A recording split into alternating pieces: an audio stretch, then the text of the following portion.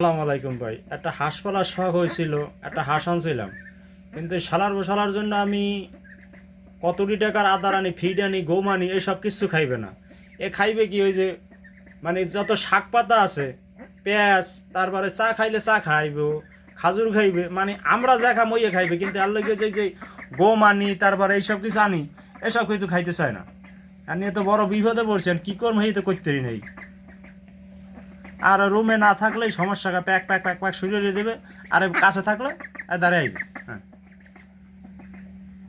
মানে আমি কি কর্ম করতে না কিছু, আর কি খাওয়ান যায় আমাকে তার জানার কোনো থাকলে কিছু বললেন যে কি খাওয়ান যায়, কি খাওয়াইলে কি হইবে। খাইবে সবাই আবিজুবি খাইবে। তাছাড়া ওই যে গম আনিয়ে থুইছি, তারপরে ফিড আনিয়ে থুইছি, ভুট্টো আনিয়ে থুইছি, এইসব কিছু খাইবে না। খাইবে খালি আবিজুবি, মানে আমরা যা খামাইয়া কিছুক্ষণ আগে ছাগলের মাংস আনছে, ছাগলের মাংস খাইবে।